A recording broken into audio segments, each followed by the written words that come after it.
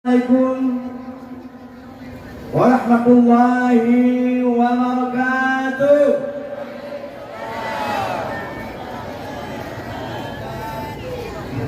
Sahabat lagu yang patut kita renungkan kepada yang mandul sebab kita urang perak kita dapatkan lagu perak ini. Sahabat lagunya lo karang tun si gurung dah 86. Judul Islam Pertama Aceh. Ya, anda dengar ya? Nah, tapi pakai musiknya lah, bro. Wahai bangsa lon Aceh lon sayang, dengarlah pesan gerakan hubungan bapa,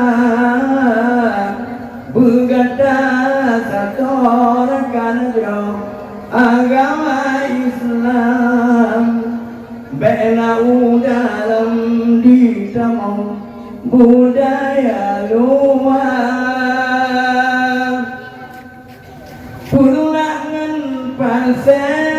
pasedina berkembang, agama Islam hairakan kenang fontega, lian meluas sampai usabang, oleh teman Asia Tenggara. Wahai bangsa lon Aceh lon sayang, dengarlah pesan gerakan hubungan bapa, berkata satu rakan agama Islam, benau dalam ditamau budaya luar.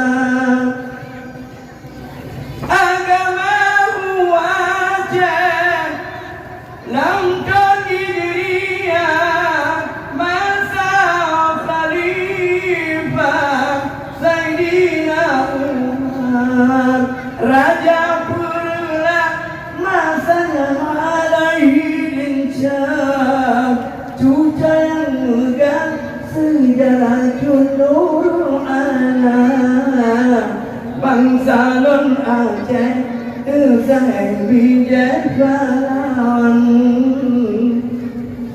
bak nenek moyang kita bangsa panglima, dengan mati bawa hati dalam Islam, timu dengan ham di dalam bela agama.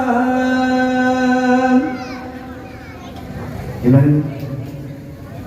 Yang kedua, saudaraku, Islam Pertama Aceh merupakan lagu gerangan yang dikatakan oleh Musa